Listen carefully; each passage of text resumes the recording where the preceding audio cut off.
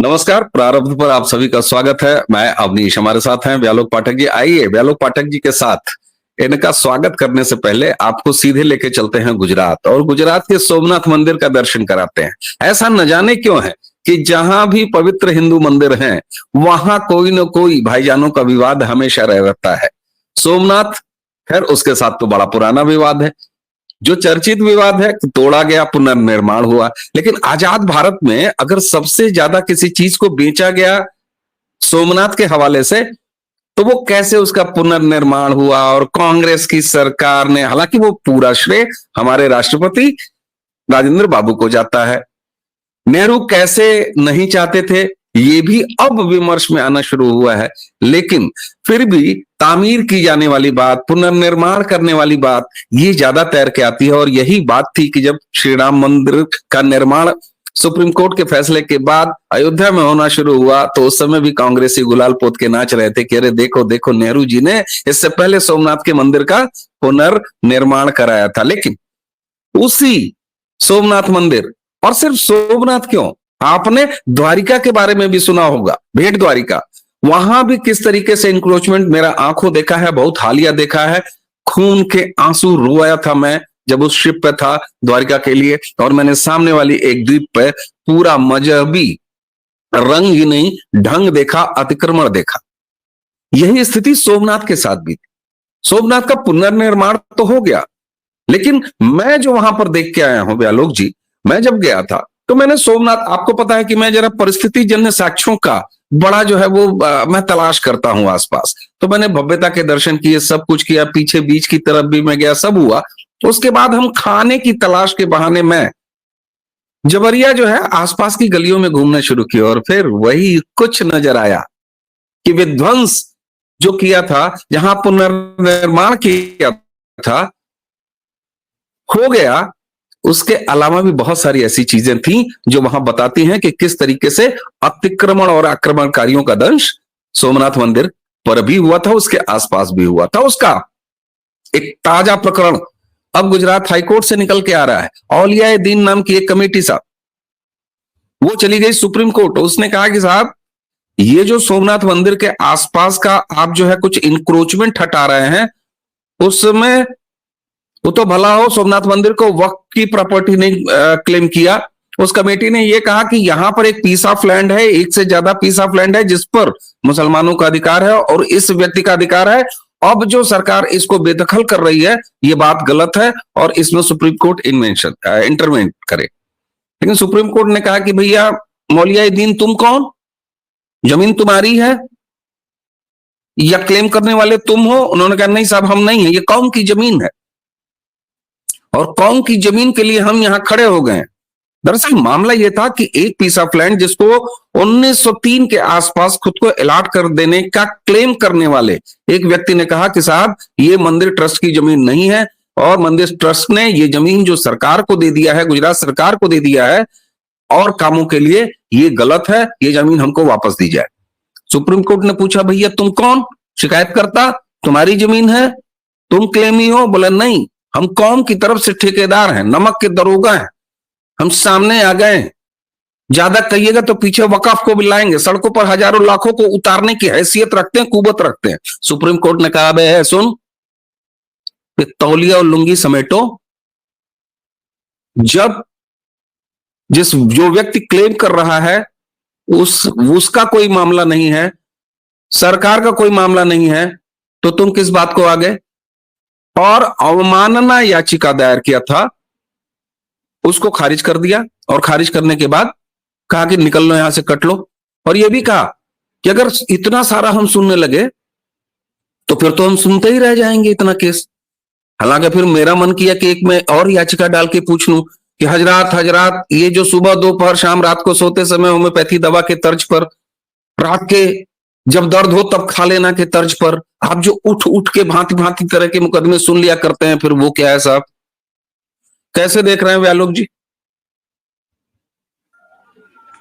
आपने आखिरी बात जो बताई वो बहुत काबिल गौर है, इसलिए कि कोर्ट ने सीधा सीधा ये कहा कि भैया राजस्थान हो, गुजरात हो, उत्तर प्रदेश हो, कहीं भी अवैध कब्जों पर जो भी बुलडोजर चल रहा है, अगर हम उसकी पूरी कुंडली बांचने लगे तो हमारे पास समय ही नहीं रहेगा, हम इसी में चले जाएंगे। देखिए, अब इस पर 2-3 पॉइंट समझ लेना बहुत जरूरी है। जहां भी इस्लाम है वहां शांति नहीं है, पहली बात। शांति से इन लोगों का वैर है। और दूसरे, जितनी अवैध चीजें हैं उस सब में इनको मजा आता है। आप पूरे भारत में घूम जाइए साहब, पूरे भारत में। एक तो जो ये कहते हैं कि मुगल बादशाह थे या जो भी थे, या जो भी मुसलमान शासक हुआ, मैं कहता हूं कि भाई वो लुटेरे थे, और उस गिरोह का एक सरदार होता था जो दिल्ली में बैठता था। वो कभी भी, चाहे औरंगजेब लुटेरा हो, चाहे अकबर लुटेरा हो, ये लोग बादशाह नहीं थे साहब। आप देख लीजिए, इतिहास पढ़ लीजिए, सब कुछ कर लीजिए। लूट और माले गनीमत का बंटवारा, ये इस्लाम की बुनियाद है, और इससे कोई इनकार नहीं कर सकता है। बड़े से बड़ा आलिम फाजिल कोई इनकार नहीं कर सकता है। किसी भी शहर में, भारतीय शहर में चले जाइए, ऐन शहर की नाक में इनका घेट्टो होगा, और उस घेटो में होगी गंदगी, जरायम पेशा लोगों की भरमार, ऐसी गलियां जहां पुलिस तक नहीं घुस सके, और उसके साथ साथ तमाम तरह के अतिक्रमण और जितनी भी अवैध चीजें हो सकती हैं वो सब उस बस्ती में होती हैं। ये मैंने इसलिए बताया, मैं कहीं भी भटक नहीं रहा हूं, कहीं भी इधर उधर नहीं जा रहा हूं। ये मैंने इसलिए बताया कि तंग आना चाहिए लोगों को जब वो केवल लक्षणों पर बात करते हैं। नासूर क्या है, बीमारी क्या है, वायरस क्या है, रोग क्या है, वो जब तक आप नहीं समझेंगे तब तक ये नहीं होगा। सोमनाथ पर 17 बार आक्रमण किया गया, लूटा गया, पीटा गया। जब भारत के प्रथम राष्ट्रपति उसका पुनर्निर्माण करने गए, हो गया, उसके लोकार्पण में गए, तो यही वो दुर्घटनावश हिंदू पहला प्रधानमंत्री इस देश का था जिसने इस देश को तमाम कोढ़ दिए, और उस समय रोका भी था। फिर बाद में उसने डॉक्टर राजेंद्र प्रसाद की क्या दुर्दशा की, वो किस बुरी मौत मरे, वो सबको पता है, मैं उस पर नहीं जाऊंगा। कोर्ट का ये फैसला जो है वो भी तनिक देर के लिए राहत देने वाला है, इसलिए कि मैं आपको मानसिकता की बात बताता हूं। अतिक्रमण विरोधी कई अभियान आपने देखे होंगे। अब्दुल को आप हटाइए, 5 दिन 6 दिन रहेगा, फिर वो धीरे धीरे एक लोटा लाके रखेगा, फिर वो धीरे धीरे आएगा, एक बांस लाके रख देगा, फिर वो एक पॉलीथीन लाके रखेगा, और थोड़े दिनों में फिर परिणाम ढाक के 3 पात। हिंदू जो है वह अपने में मगन संप्रदाय है। इसलिए आप देखिए कि अभी मथुरा पर एक फैसला आया है, मथुरा हाई कोर्ट का, और उसने कहा है कि भैया ये जो मामला है 68 में, आप बताइए 1968 में भाई लोगों ने समझौता करके मथुरा की जमीन दे दी आपको। क्या क्या पाप इन लोगों ने किए हुए हैं साहब, और जब उनको रेक्टिफाई किया जा रहा है तो ये लोग दर्द में हैं। वाराणसी कोर्ट ज्ञानवापी वही चल रहा है, और ये रजाकार असदुद्दीन ओवैसी 2 कौड़ी का आदमी खुद को बैरिस्टर बताता है, और ये कहता है कि हमारी मस्जिद शहीद हो गई। अबे तुम्हारी मस्जिद, काहे की मस्जिद? इतना इस्लाम तो मैं भी जानता हूं कि 40 दिन तक अब तुम नमाज, और छोड़ो यार, तुम्हारी मस्जिद थी, तुम्हारी कौन सी मस्जिद एकदम साफ सुथरी सही जगह पर बनी हुई है? अबे कुव्वतुल इस्लाम, इस्लाम की ताकत जो तुम्हारे उस समलैंगिक बादशाह ने बनाई थी, कुतुबुद्दीन ऐबक, जो गुलाम था, और गुलाम के साथ साथ और भी था अपने मालिक का। अब अपर हैंड वाला था कि लोअर हैंड वाला, वो मुझे नहीं पता, वो तो वही दोनों बता पाएंगे। उसने एएसआई का बोर्ड है सर, और हिंदू इसको देख के इस देश में जी रहा है कि 24 जैन और हिंदू मंदिरों के मलबे से बनी है ये मस्जिद, और ये लोग बात करते हैं बकरदाढ़ी में। ओवैसी की इतनी औकात है, इतनी मजाल है कि हमारी मस्जिद शहीद हो गई। काहे कि तुम्हारी मस्जिद में तुम अरब के रेगिस्तान में एक 1850 ईस्वी तक, जब तक अमेरिका ने तुम पर कृपा नहीं की, तेल नहीं खोज दिया, तुम एक झोपड़ी तक तो बनाने लायक नहीं थे। और तुम यहाँ आके कभी ताजमहल बना दे रहे हो, कभी लाल किला बना दे रहे हो, कभी सिकरवार राजपूतों का हथियार ले रहे हो। मतलब हद होती है अवैध मानसिकता की, और ये मानसिकता जो है उस पर कोर्ट ने ये फैसला देके एक जोरदार थप्पड़ मारा है अवनीश जी, यही बात है।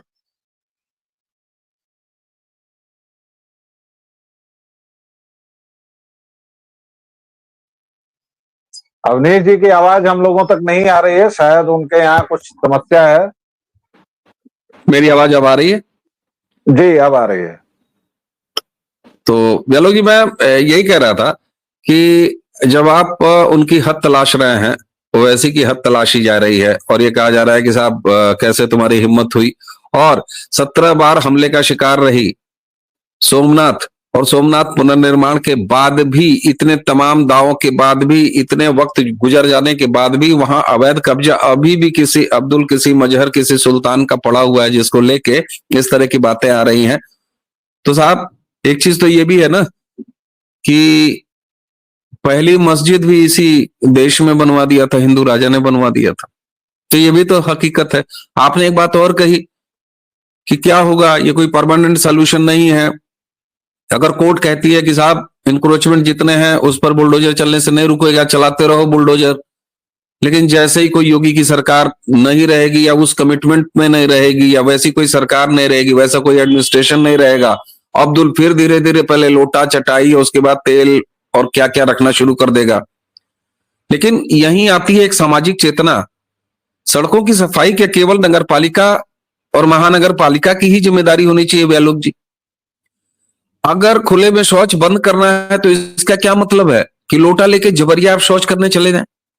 तो जितना हमारा ये सिस्टम थेथर बनाया गया है इन तमाम सालों में, क्या आप नहीं मानते कि एक समाज के रूप में हम भी ठीक ठाक ढंग से थेथर हो चुके हैं? और शायद हमें भी ये पसंद आता है कि चलते चलते चलते अचानक हमारे पैर के नीचे विष्ठा आ जाए और लबड़ जाए हमारा पूरा पैर, फिर आके हम एक लोटा पानी लेके और कहें अरे बल्लू पानी लाओ, पानी लाओ, राम राम राम, ये देखो क्या हो गया, श्याम श्याम श्याम, ये देखो क्या हो गया। और फिर रोज और सुबह माइक और कैमरा लगा के एक व्यालोक और एक अवनीश बैठ के रोज कहें कि हाउ डियर मिस्टर ओवैसी, ऐसा कर कैसे तुम सकते हो, और फिर बताना शुरू करें कि दरअसल तुम्हारा इतिहास क्या है और तुम्हारा भूगोल क्या है, इससे उखड़ना क्या है। आखिर परमानेंट सोल्यूशन की जो बात होती है वो कैसे आएगी, कहां से निकल के आएगी? बीमारी तो हम लोग हमेशा कोशिश करते हैं कि नहीं नहीं एकदम अल्टीमेट रीजन पहचान लीजिए, लेकिन सोल्यूशन, क्योंकि हमारी रवायत रही है, हम हमेशा सोल्यूशन की बात की है। सॉल्यूशन इसका वही है जो हम लोग कर रहे हैं। देखिए, हिंदू एक ऐसा जायंट है जो 800, 1000 बल्कि 1200 वर्ष में, मैं गिनता हूं 1200 वर्ष उससे सोया हुआ है। उसकी गर्दन कटती रहती है और वो सेकुलरिज्म का जाप करता है। आप देखिए, अभी कई जगहों पर दीपावली का नाम बदल दिया गया, जश्न आभा और क्या क्या। पहले ये सब होता तो किसी को कोई फर्क नहीं पड़ता, लेकिन अब इंटरनेट पर ही सही उबाल आता है, कई जगहों पर वो विड्रॉ भी करते हैं। समस्या ये है कि हम सतत संघर्ष में हैं, इसको भूलते हैं। आपने कहा समाज की बात, हमारे आपके जैसे लोग जिनको दुनिया खलिहर आतंकवादी हिंदू वगैरह वगैरह जुमलों से कहती है, कट्टर हिंदू, फलाना हिंदू, ढकाना हिंदू, हमारा काम यही है। देखिए, युद्ध में रसोईया भी होता है और घोड़े पर सवार भी होता है और आजकल टैंक चलाने वाला भी होता है। हर एक व्यक्ति हर एक काम नहीं करता है, और एक उसमें कोषाध्यक्ष भी होता है और एक मुनादी करने वाला भी होता है। तो मैं अपनी भूमिका, आपकी भूमिका मुनादी करने वालों को मानता हूं कि हमें बार बार बार बार दिन में उठ के 2 बार बताना होगा कि भाई ये मामला है, भाई ये मामला है, ऐसे हो रहा है। क्यों हर एक त्योहार को विवादित किया जाता है 2 तिथियों में, इसके पीछे किसका फायदा है? आपको बताना होगा, आपको करना होगा। और सामाजिक चेतना ऐसा नहीं है गुरुजी कि नहीं आ रही है, आ रही है सामाजिक चेतना।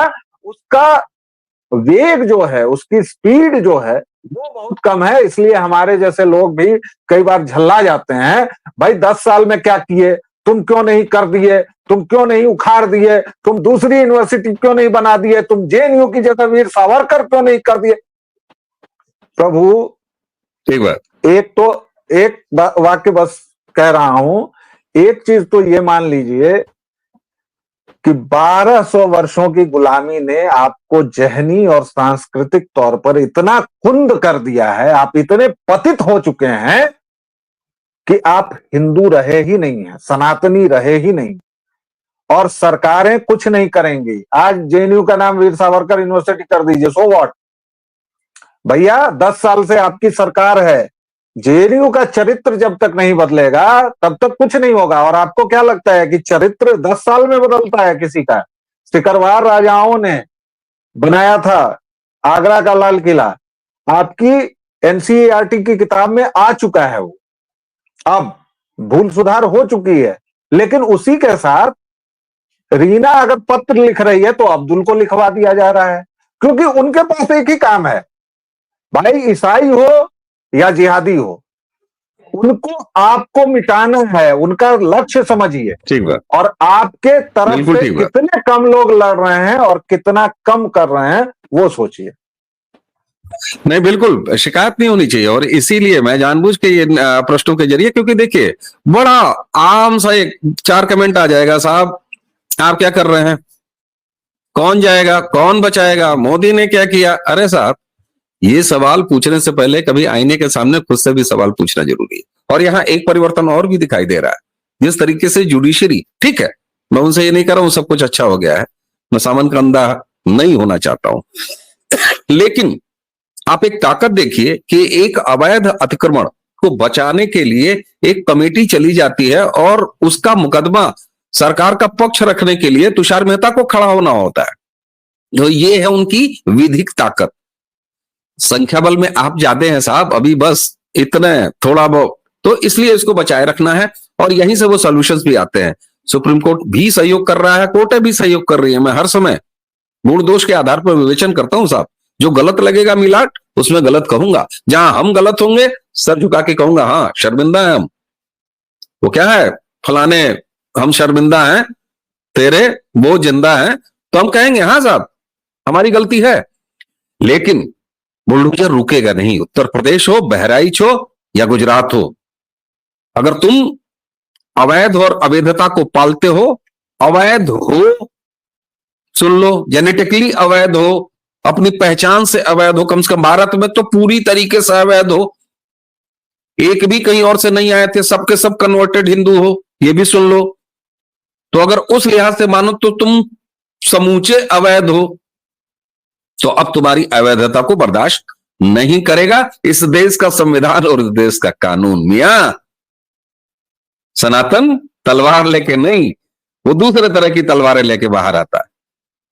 तो दर्शकों, ये था कि उत्तर प्रदेश से लेके दिल्ली हो, चाहे राजस्थान हो, राजस्थान में भी बुलडोजर का मामला आया था, असम में भी मामला आया था, गुजरात में भी आया था, लेकिन सिलसिला ये चल निकला है कि बुलडोजर अब रुकेगा नहीं। स्थितियां एक ऐसी दिशा की तरफ बढ़ रही हैं कि जहां अवैधता के खिलाफ संवैधानिक और कानूनी रूप से मजबूत ये बुलडोजर चलता रहेगा। ब्यालोक जी, आपने हमें समय दिया, बहुत बहुत धन्यवाद आपको। और आइए इसी के साथ आज का वीडियो समाप्त करते हुए बुलडोजर को आगे बढ़ते रहने की हरी झंडी दें और शंखनाद के साथ देश के संविधान का बुलडोजर हर एक ऐसे अवैध पर चले जिस पर चलना चाहिए। दर्शकों, इसी के साथ हमें और ब्यालोक जी दोनों को आज्ञा दीजिए। नमस्कार।